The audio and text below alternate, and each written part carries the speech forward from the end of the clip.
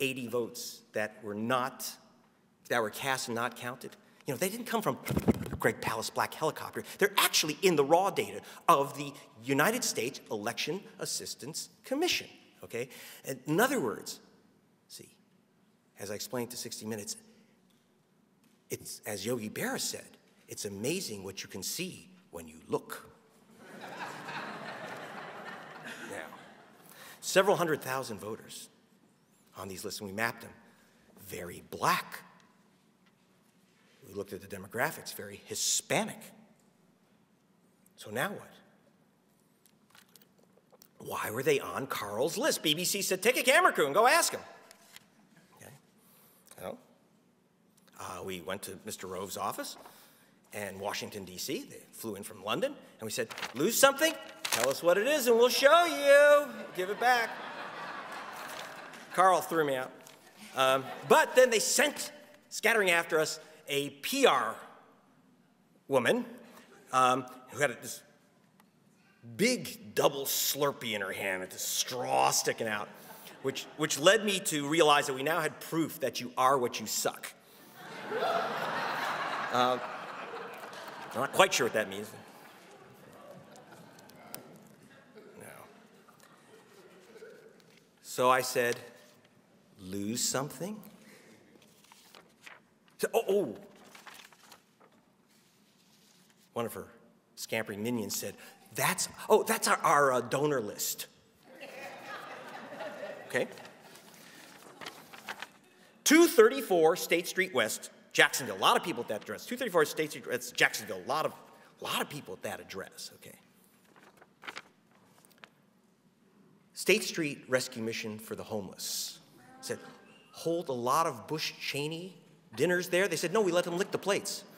No, I made that up. No, but that was their. So I said, you get another try. We never heard from them. Who was on this list? Who was on this list? Well, these people all live at have the same voting address. Thousands of people at the same voting address. See, what they were doing is they were saying that these were suspect voters. Voters voting from a suspect address, and therefore they could be challenged. Okay, when they show up to vote. You can't vote, you can't vote. You think this is small stuff? We had 70,000 names on this one list for one state. Okay? Now, you know how many votes were challenged in the 2004 election? 3 million,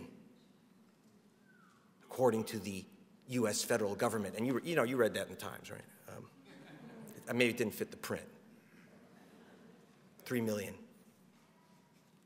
Now, well, this was a pretty suspect address. They're all coming from the same place. They couldn't all live there, could they? Shirley Craig, Naval Air Station, Jacksonville. Prentice Davis, Naval Air Station, Jacksonville. Joey Dupree, Naval Air Station, Jacksonville. Naval Air Station, Jacksonville. Naval Air Station, you get the idea? Okay? Soldiers, sailors, airmen, African American, Hispanic. Now, it's in the new Armed Madhouse. Now, you see it yourself. Why? See, what they were doing was they were sending letters by the hundreds of thousands, first class. This is a multi-million-dollar first class electronic lynching operation. Sent letters to these voters. Do not forward. They're sent back. Return to sender. They had stamped undeliverable, and that was evidence that these voters they said, did not live at these addresses, should not be allowed to vote. Their absentee ballot should not be allowed to vote. And so we called them, as we told 60 Minutes, that you had to do. Indeed, we called lots of them. And one of them, Randy Prousa, okay? Mrs. Prousa, where is Randall? He's not here. Does he live there? No, he doesn't. He doesn't live there, but he votes from that address, huh? Yes, well, where is he? He's been shipped overseas. See, they mailed the letters to the soldiers when they were shipped to Baghdad. The letters came back undelivered, and they used it to challenge the vote. Prousa sent in his absentee ballot. It was challenged. He didn't even know it, and it's thrown away. Go to Baghdad, lose your vote. Mission accomplished, Mr. President. And just, we do have an elections attorney here, and I think that he can verify for me that you are allowed to vote if you're shivering under a Humvee in Fallujah from using your home address, right? Using your home address, if you're a soldier, even if you're an African-American soldier. Is that correct? Yeah. Now, why was this subpoenaed by Mr. Conyers and the review of my book from Mr. Rove? Well, you've all heard about the firings of the 8 U.S. prosecutors. But who did they put in to replace them? See, if you look at Armed Madhouse, you'll find a copy of an email with the name of the guy that Carl, he can't do everything with those little soft hands, that he put in charge of the African soldier blackout. Okay. And his name is Tim Griffin. You know where Timmy is today? See, on December 7th, Pearl Harbor Day, they fired 8 prosecutors and they named Tim Griffin U.S. prosecutor for Arkansas. Now, as I hope Bobby will elaborate, see, we asked the Republicans, was this a challenge list when we saw those caging lists? They said, oh, no, that's why the whole thing about the donors, it's not a challenge list. You know why? They wouldn't fess up. I mean, after all, if the voters are illegal, maybe they shouldn't vote. Well, the answer is, it's against the law.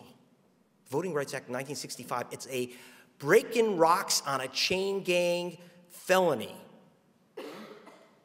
to target voters where race is a factor. Okay? So in other words, the perpetrator became the prosecutor. Mission accomplished. Exactly right.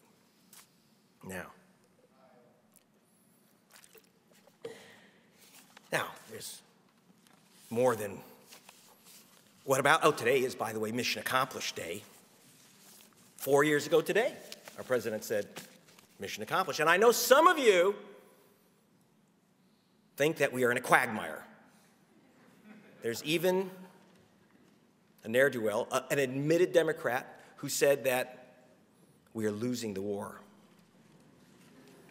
Well, if we are losing the war and the Iraqis are losing the war, who's winning the war? Let's take a look at that. Well, I know some of you think that George Bush had a secret plan for the oil fields of Iraq to control them before the tanks even rolled.